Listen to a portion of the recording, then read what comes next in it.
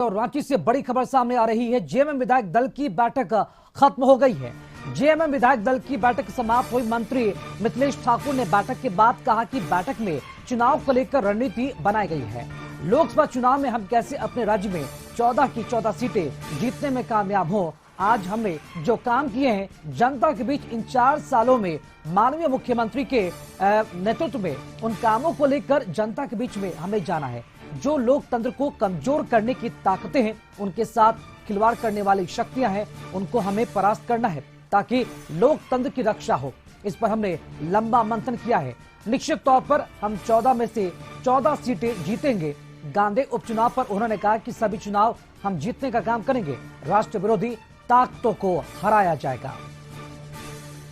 तो इस वक्त की बड़ी खबर आप देख रहे हैं। जेएमएम विधायक दल की जो बैठक है वो बैठक खत्म हो गई है और इसी के साथ साथ जेएमएम विधायक दल की जो बैठक समाप्त होने के साथ ही मंत्री मिथिलेश ठाकुर ने बयान भी दिया है। तो रांची से इस वक्त की बड़ी खबर आपको बता रही कि जेएमएम विधायक दल की बैठक जो है वो समाप्त हो चुकी है।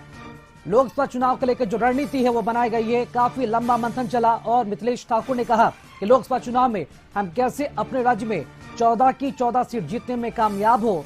आज हमने जो काम किए हैं जनता के बीच इन 4 सालों में माननीय मुख्यमंत्री के नेतृत्व में, उन कामों को लेकर जनता के बीच में हमें जाना है।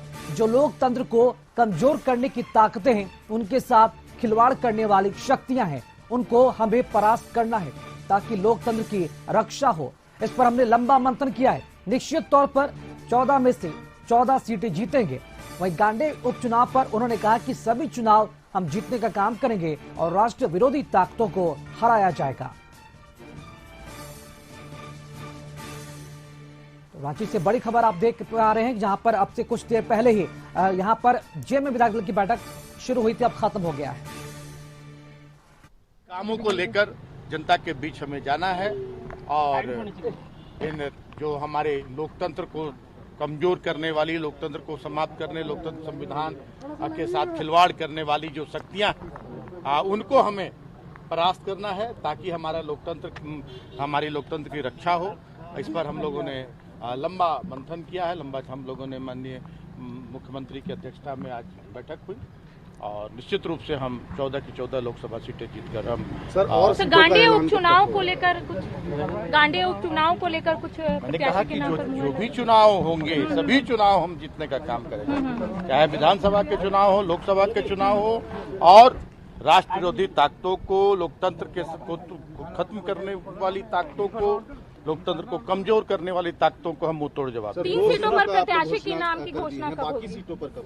अब आप देखते जाइए, बहुत जल्द। हम लोगों को कोई हड़बड़ाहट नहीं रहती। घोषणा पत्र को लेकर भी चर्चा हुई पार्टी की। निश्चित रूप से जब चुनाव लड़ेंगे तो घोषणा पत्र भी जारी होगा, रैली भी होने वाली है। निश्चित रूप से सब कुछ होगा। जब चुनाव लड़ेंगे तो घोषणा पत्र भी जारी होगा, रैली भी होगी। प्रत्याशी के नाम की घोषणा कब तक हो जाएगी? और इस पूरी खबर पर अधिक अपडेट जानकारी देने के लिए हमारे साथ सहयोगी संदीप फोनलाइन से जुड़ चुके हैं। संदीप, जेएमएम विधायक दल की बैठक समाप्त हो गई है। मंत्री मिथिलेश ठाकुर का बयान भी सामने आया है। कितना लंबा ये मंथन चला और क्या रणनीति पूरी बनाई गई है? यदि आज जेएमएम विधायक दल की बैठक की बात करें तो जो लोकसभा चुनाव होने हैं उसको लेके एक बैठक आहूत की गई थी और कहीं ना कहीं जो 14 सीट लोकसभा की हैं झारखंड में और 14 में से अधिक सीटों पर कैसे काबिज हो सके महागठबंधन या फिर जेएमएम, इसको लेके आज जेएमएम ने रणनीति बनाई है। हालांकि मिथिलेश ठाकुर ने दावा किया है कि 14 में से 14 सीट इस बार वे जीतेंगे और चाहे लोकसभा का चुनाव हो, विधानसभा का चुनाव हो या फिर गांधी उपचुनाव जो होना है, तीनों ही जो चुनाव है उसमें पार्टी जीत सुनिश्चित करेगी। वहीं जो पार्टी के महासचिव हैं सुप्रियो भट्टाचार्य ने उन्होंने कहा है कि 21 तारीख को झारखंड की राजधानी रांची में जो प्रभात तारा ग्राउंड है उसी दिन जो इस चुनाव का आगाज की शुरुआत होगी और जो उलगुलान रैली है उस रैली में इतने लोग आएंगे या शामिल होंगे जो रांची या फिर कह सकते हैं झारखंड में इतनी बड़ी रैली कभी नहीं हुई होगी और ना ही आने वाले दिनों में कभी इतनी बड़ी रैली होगी।